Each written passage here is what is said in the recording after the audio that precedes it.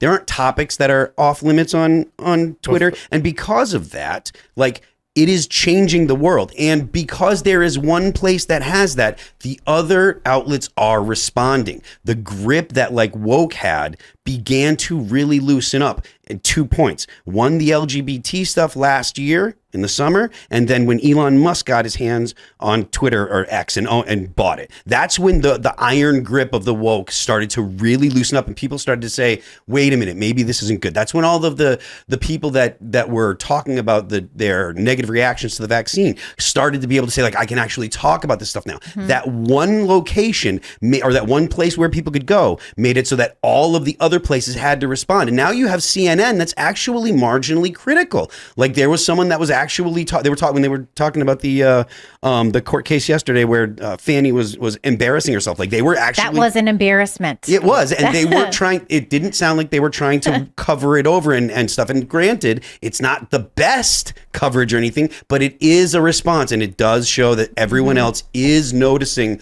that there is a lot of people that are on Twitter. Did you hear how she was talking about, like, I just keep cash in my house, and yes, then I mean, but then how she took the money out of her campaign, and brought that to her house, like. But hold on. That was there's an argument against that because that was an out of context clip. I'm not saying it's an absolute defense, but an NPR reporter pointed out early in her testimony, she said she withdrew $50,000 from her retirement to fund her campaign.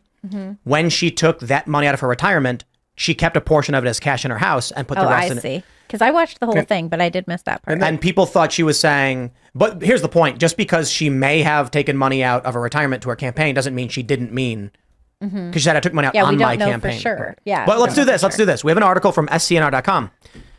DA Fannie Willis's father, hiding cash is a black thing. I kid you not. He was asked, Willis's father, quote, "Excuse me, Your Honor, I'm not trying to be racist, okay, but it's a black thing," Floyd said per Fox News. Willis had testified her father had encouraged her to always have cash on hand. Quote, "Most black folks, they hide cash," said Floyd. "They keep cash." So a lot of people, of course, are saying this is a weird racist thing, but I don't know what else to say or respond to it. I just want to point out that it doesn't matter what your race is. There are a lot of people who hide cash. Yeah. And Phil, just back to your point about like what Elon did.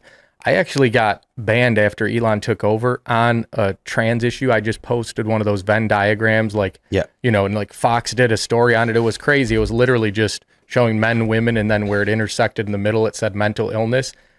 I got a thing saying it was illegal what I said in France, and because it was illegal in France, I could not get my account back. This nature as well. They wouldn't give it back to me till I deleted it. But just the point, he went out saying, this is the new town square. It's so important. And then even there on something like that, they forced me to comply, and eventually those are the EU rules. Right. Like the EU is different, right? But the EU, what the EU has to say shouldn't impact what Americans have to say. Or at least say my tweets won't show up there. We should absolutely have no.